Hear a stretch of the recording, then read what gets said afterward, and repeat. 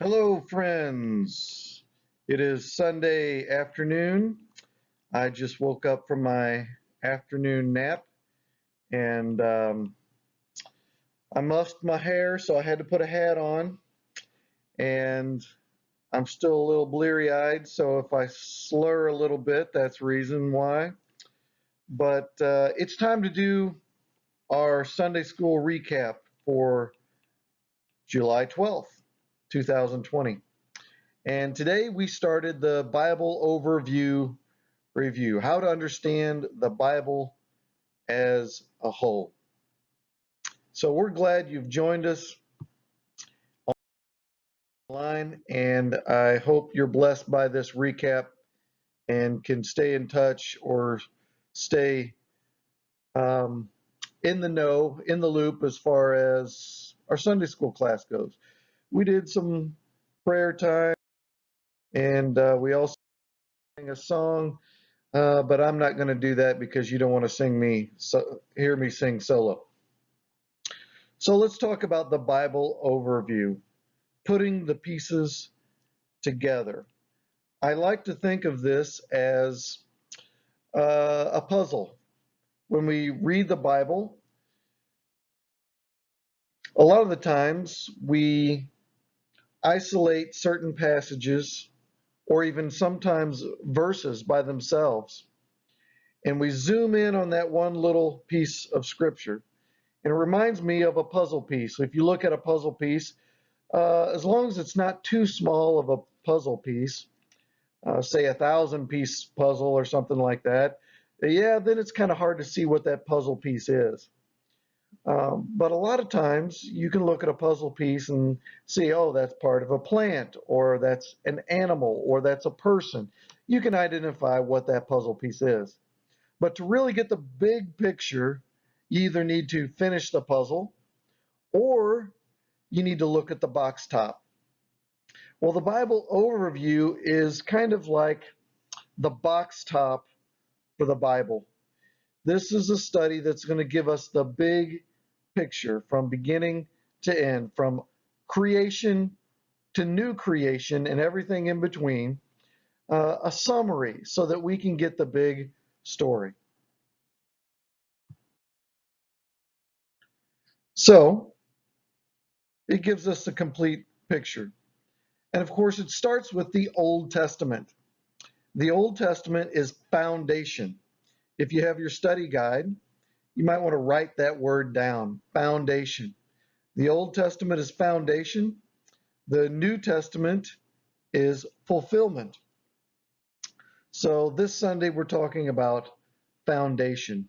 The foundation of the Bible begins with the Old Testament.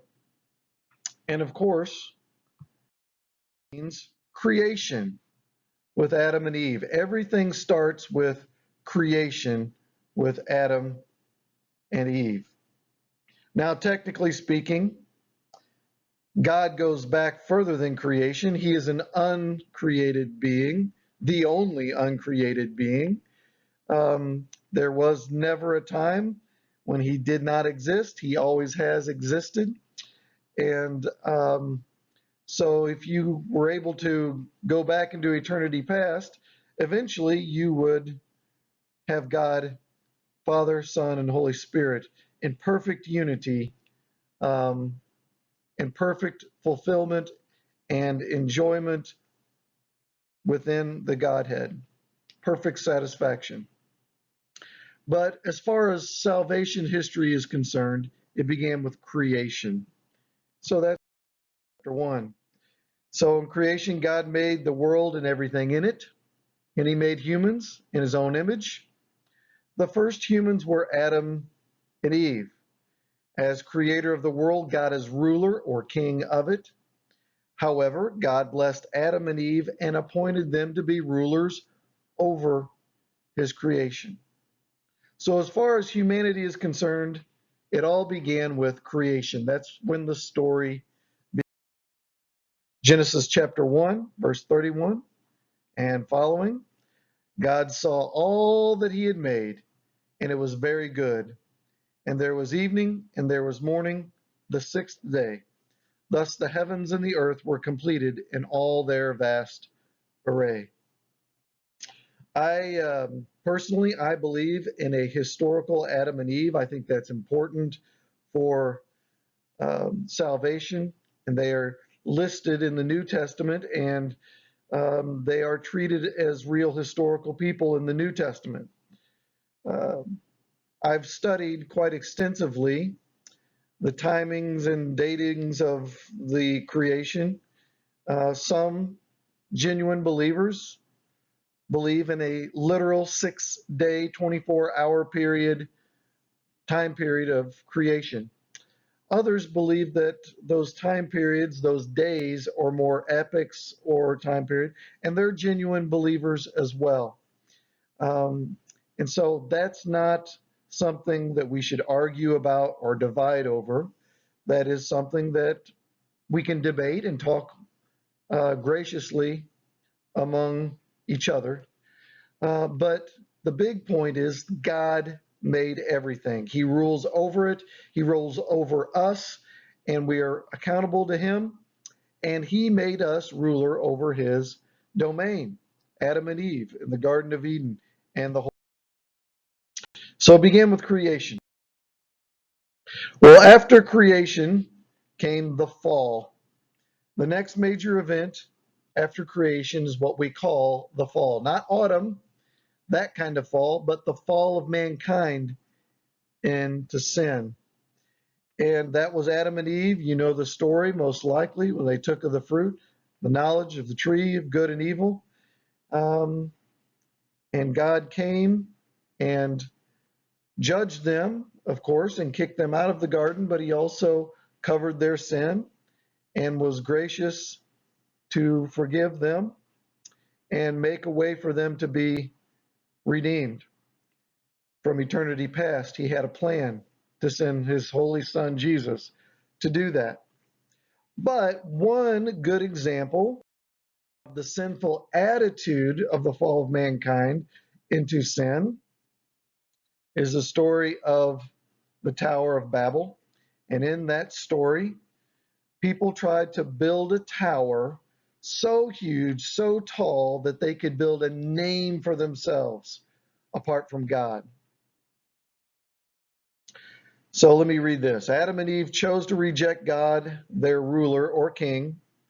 The effect of rejecting God, the effects were devastating. As a result, humans no longer rightly related to God, to each other, or the creation in which they had been placed.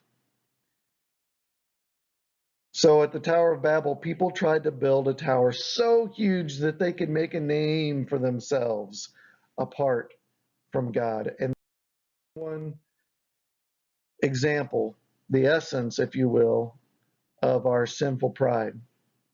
People followed in Adam and Eve's footsteps, crying out to God, "We know better. We're going to do things our way, not your way, God." And we still see that attitude today. God's response to humanity's actions at Babel was to confuse their language so that they could not complete the tower and to scatter them throughout the whole earth. Did that for judgment. Genesis 11:4 says, "Then they said, 'Come, let us build ourselves a city with a tower that reaches to the heavens, so that we may make a name for ourselves and not be scattered over the face of the whole earth.'" So after creation, mankind fell into sin. And a great example of that is the sinfulness of the Tower of Babel. But in God's kingdom, God rules and God saves. He would have been perfectly just, leaving us in our sin, excuse me, to fend for ourselves, to face the consequences of sin by um, experiencing death and no opportunity for life or forgiveness. But it's still God's kingdom, and God rules and God saves. So write that down in your spot on your listening guide here. The next crucial event in the timeline of the Old Testament is God's to Abraham, what we call the pledge to Abraham. Other names for pledge or promise. So what is the pledge? Well, God chose one man, Abraham. Father Abraham had many sons. Many sons had Father Abraham. All right, that's enough. No more singing, Pastor.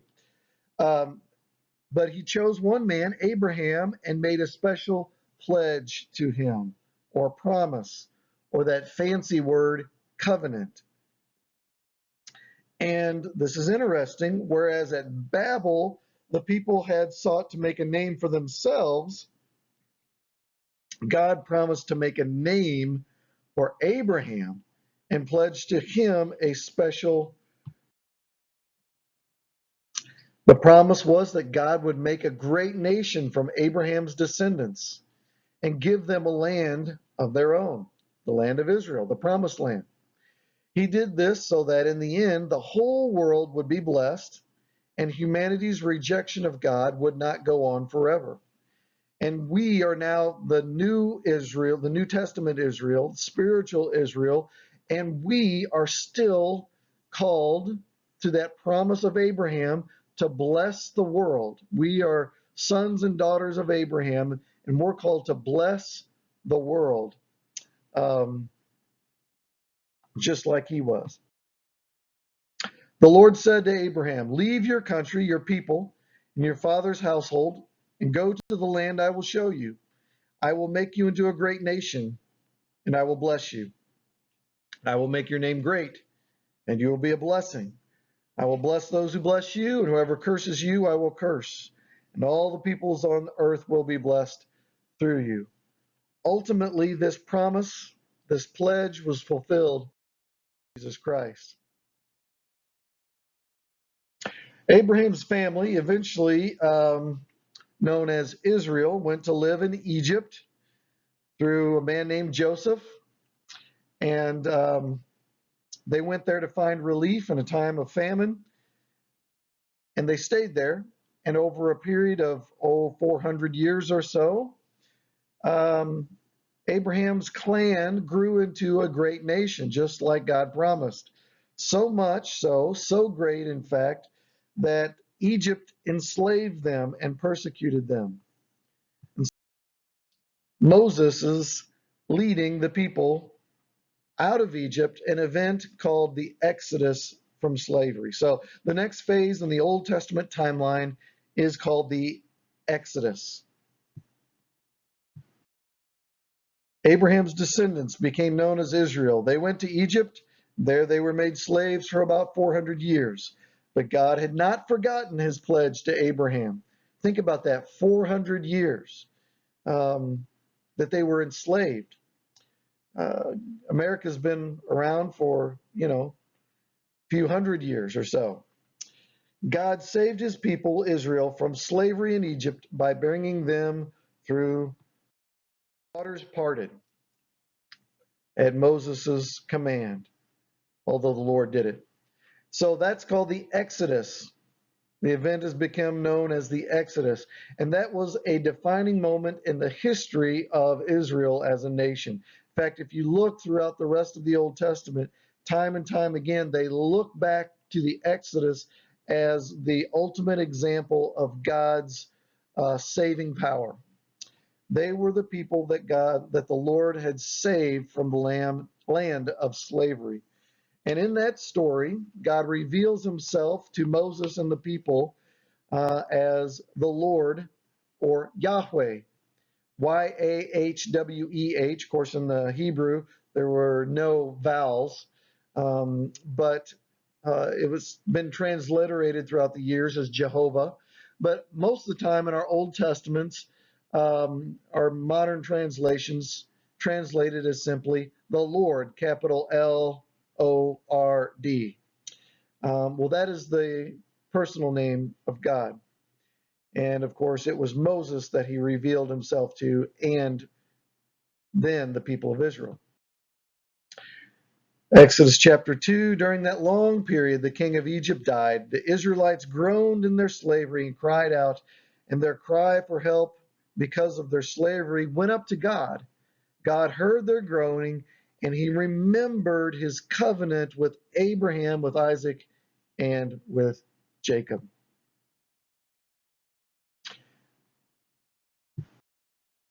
But the Israelites, my tongue's still a little thick from sleeping. But the Israelites went through the sea on dry ground, with a wall of water on their right and on their left. That day the Lord saved Israel from the hand of the Egyptians, and Israel saw the Egyptians lying dead on the shore. So we have, that completes the first page. Let me fast forward here, or not fast forward, but move on to the next page. After the people of God escaped Egypt, they wandered in the desert for a generation. They didn't go immediately into the promised land. Finally, however, God granted his people entrance into their homeland, also known as the promised land, the land of promise. So the next phase in the timeline of Old Testament is Israel's settlement into the promised land. From Deuteronomy chapter 26, so the Lord brought us out of Egypt with a mighty hand and an outstretched arm, with great terror and with miraculous signs and wonders.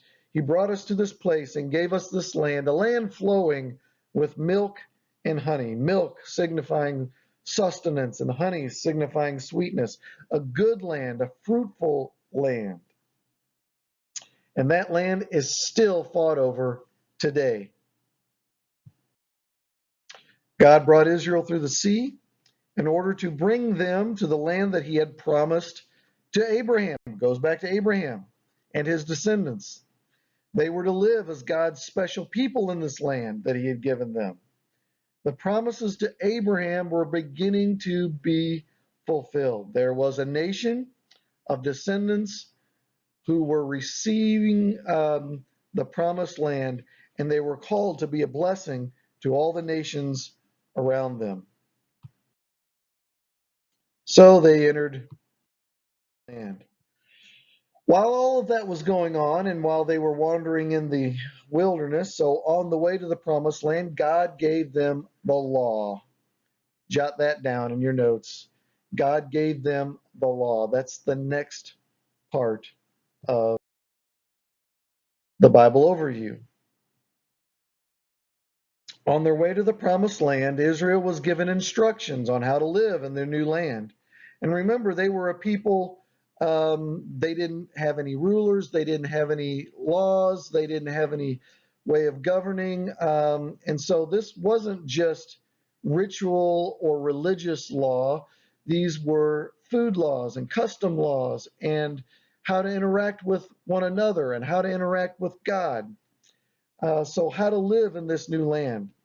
These instructions told Israel about what it meant to be in a special relationship with their God, how they were supposed to relate to God and to each other and their neighbors.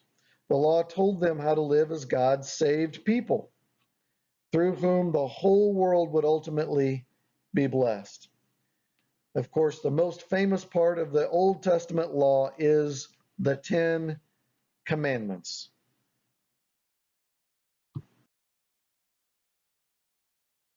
These are the commands, decrees, and laws the Lord your God directed me to teach you to observe in the land that you are crossing the Jordan to possess, so that you, your children, and their children after them may fear the Lord your God as long as you live, by keeping all his decrees and commands that I give you, and so that you may enjoy long life. Moses speaking, Deuteronomy chapter 6.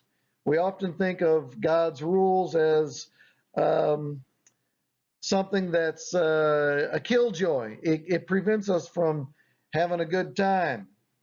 But that's not the intent of God's law. God's law was made to protect us. It wasn't a fence holding us back from something good. It was a guardrail keeping us from the bad consequences of sin.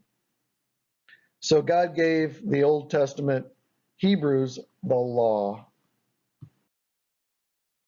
Later came the kings, and that's a major point in Israel's history, the next major point. We skip over the dark ages of Israel's history, the period of the judges, but basically coming out of the time of the judges, um, the people of God wanted to be like the other nations around them and have a king. And after a while, God said, "All right, you want a king? I'll give you kings." Um, so while they were in the promised land, God gave them kings.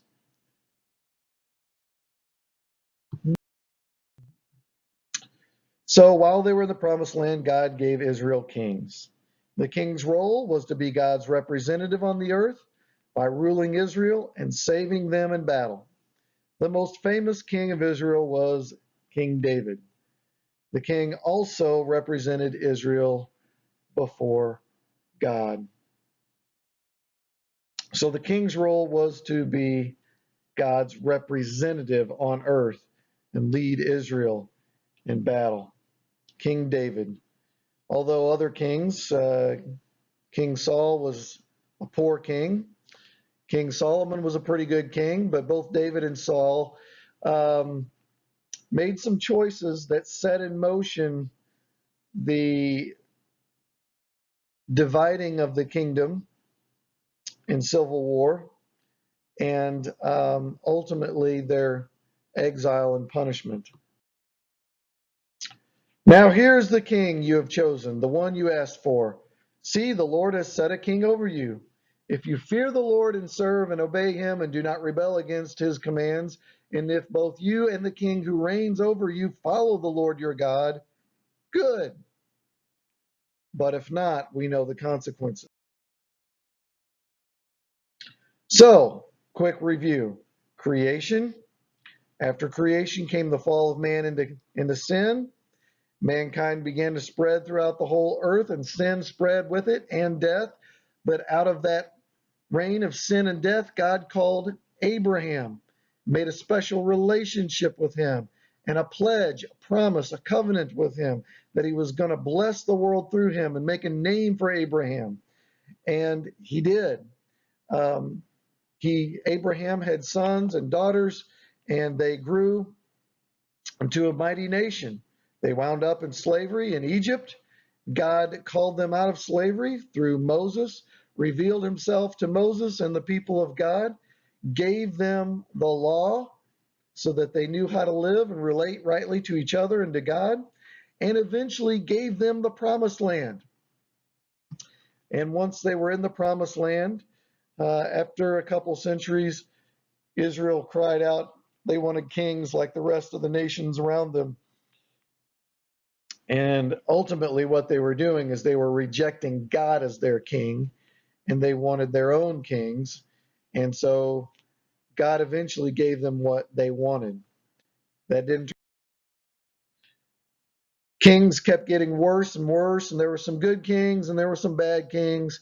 But in the end, um, the nation divided to, there was a civil war, and Israel, the nation of Israel to the north, and the nation of Judah to the south, all God's people, but divided kingdoms. And most of those kings were evil, wicked, sinful kings who led Israel into rebellion. God's people disobeyed the law and neglected their special relationship with God. Even the kings forgot about God.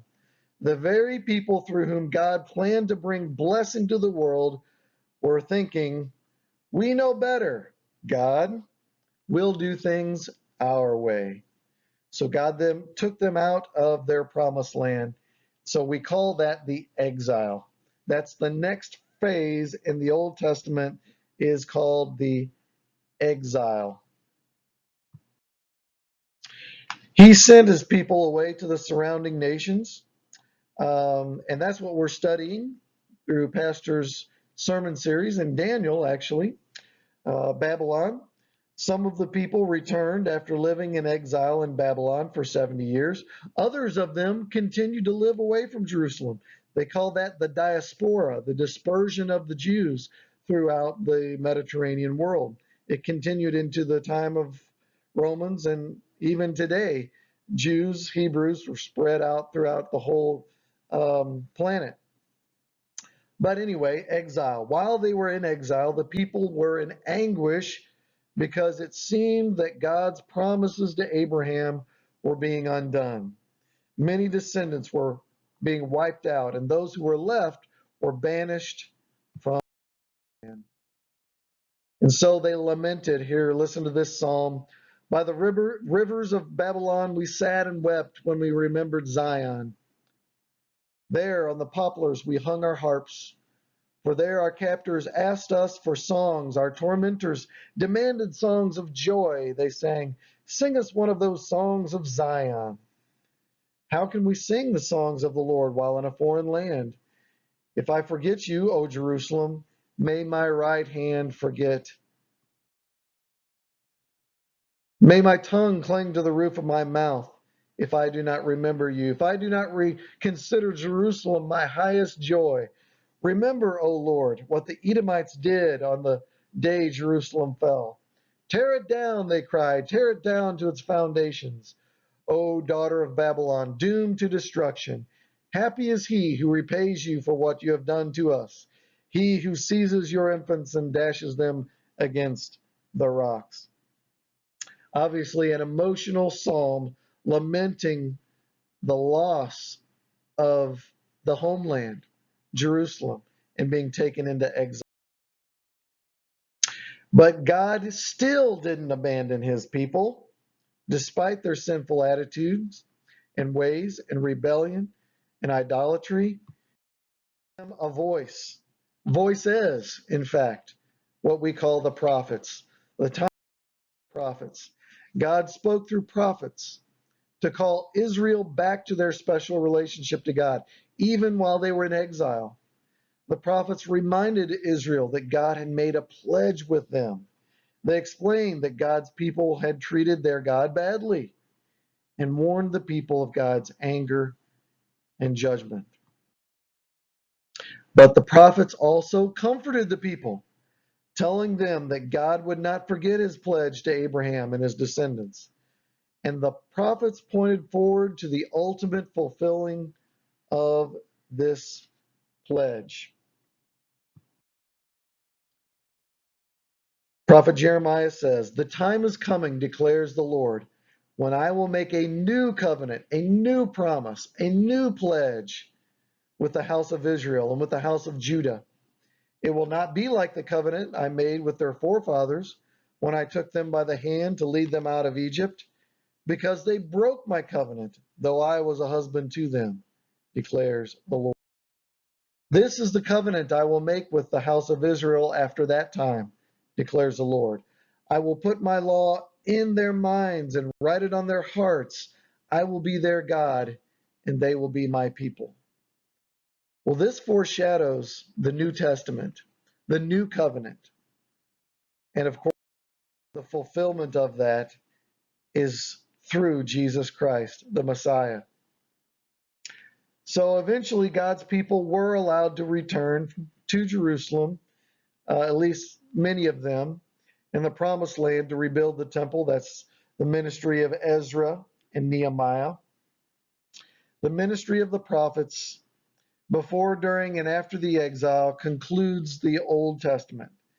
And that concludes our study of the foundation of faith in God, who rules and saves through his kingdom that was established. So, the Bible overview, the complete picture. We talked about Old Testament foundation. Next week, we're going to talk about fulfillment, which is the New Testament. So, I hope you've received a blessing from this study. We're right at 29 minutes. And so that's enough for today. Thank you for watching the recap and staying connected to the Sunday school class for those of you who are still unable to attend in person, and those of you who are traveling, our summer missionaries and all. Hope to see you next week, or at least have you see me. Take care, brothers and sisters in the Lord. Be blessed.